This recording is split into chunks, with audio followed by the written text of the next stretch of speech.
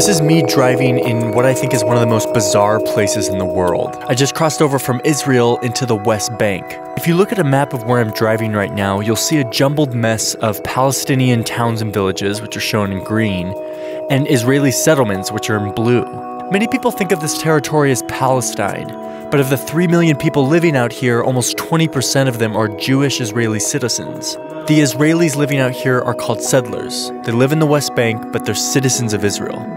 As I drive, I'm looking at effectively two different nations woven into each other through decades of conflict. I visited 15 settlements all over the West Bank, talking to people who've decided to pack up and move out into the middle of disputed land. We'll meet them in coming videos, but first I want to take a look at the maps that help explain how the West Bank got to look like this.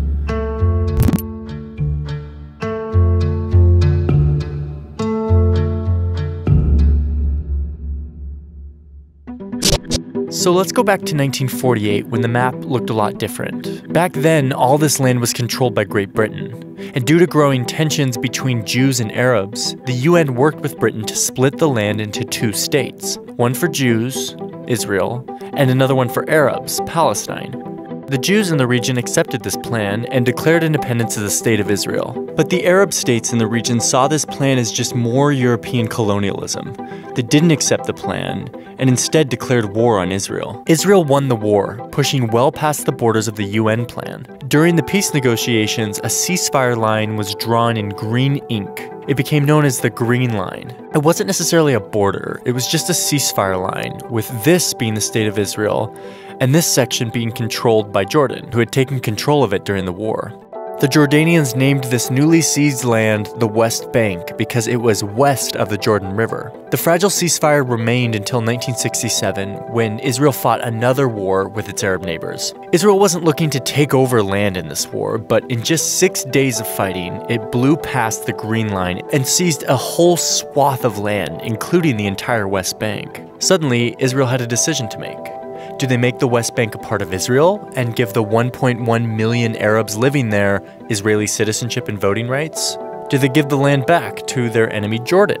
Or else do they let the people create their own Palestinian state? This became a major debate in Israeli politics. Many Israelis saw this war they just won as not just a military victory, but a religious sign that the Jews were meant to return to the place where a huge amount of Jewish history happened. The hills of the ancient Judea and Samaria, which is basically the entire West Bank. So while the government was debating what to do, Israeli civilians began moving into the West Bank without any permission from the government.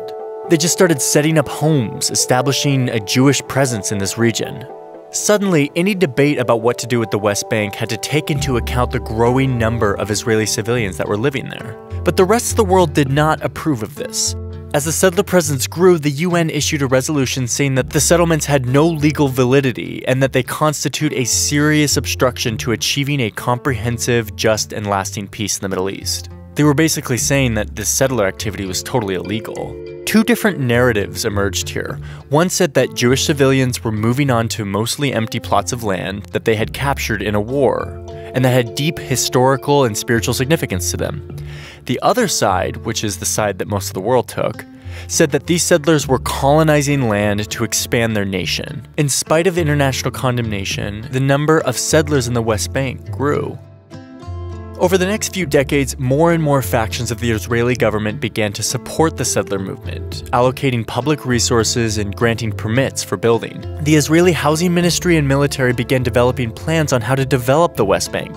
They built roads throughout the entire region, allowing easy access between the settlements and mainland Israel. More and more building permits were given out, and planned communities began popping up all over the West Bank. The settlements slowly shifted from a fringe group of motivated civilians to an institutionalized part of Israeli society, totally supported by the state.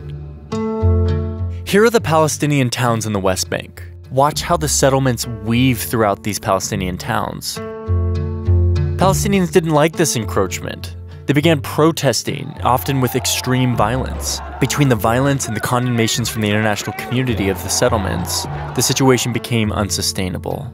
So, in the mid-1990s, American President Bill Clinton, Israeli Prime Minister Yitzhak Rabin, and Palestinian leader Yasser Arafat signed the Oslo Accords, agreements that established a Palestinian government and split the West Bank into 3 sections. Area A gave Palestinians total control over security and government. This makes up about 18% of the West Bank, but most of the Palestinian population centers are here. This was a big deal because it gave Palestinians self-rule for the first time. Area B was designated for Palestinian government control while retaining Israeli security control, meaning the Israeli military remains very present there. Area B is about 22% of the West Bank. Area C remained completely under the Israeli military and government control. This is where all the settlements are in Area C, and it's about 60% of the West Bank. So this is basically how we ended up with this mess of a map. Israelis can come and go from mainland Israel through really nice roads that go straight to the settlements. They call these roads flyovers because they bypass Palestinian villages and give easy access from one settlement to the other. But not every settlement has one of these flyover roads. Palestinians can drive on almost all the roads in the West Bank, but their movement is often more difficult, more restricted. They have to stop at checkpoints and get their car inspected sometimes. Sometimes it makes for some really long lines. But certainly one of the most difficult aspects of this carved-up land situation is how it hinders Palestinians from being able to build an economy. Area C, which is under Israeli control, contains the majority of the West Bank's agricultural land, as well as the water and mineral resources. Palestinian companies are severely restricted in accessing these resources, which takes a huge hit on their economy. So with these 3 sections agreed upon by both sides, the settlements continued to grow in Area C. But in 2005, something happened that would ignite even more passion for the settler movement in Israel. Prime Minister Ariel Sharon decided to remove 8,500 settlers from the Gaza Strip, which was another disputed area where there was a lot of settlements. Seeing Israelis forcibly evicted, their homes demolished, left a huge mark on the country, especially the settlers. They immediately redoubled their effort to settle the West Bank, and the numbers continued to grow. Most people who think about a resolution to this conflict propose a 2-state solution, meaning giving the Palestinians a state somewhere in this West Bank region. But if you look at this map, you can start to see that it's getting harder and harder to do that. The settlers living in the West Bank are not living in tents or caravans. They're living in developed communities with schools and hospitals and even a university. It's not going to be that easy to uproot these communities. In the next video, I'll go inside the settlements and talk to the people who are living there. Jewish people have come home. That's not going to change. Who are these nutcases who are moving out of their own will into this battle zone? They fail to realize the lifestyle that we actually have here. I don't consider myself a settler, maybe, but I know other people do just because I cross a certain line and I go through a certain post.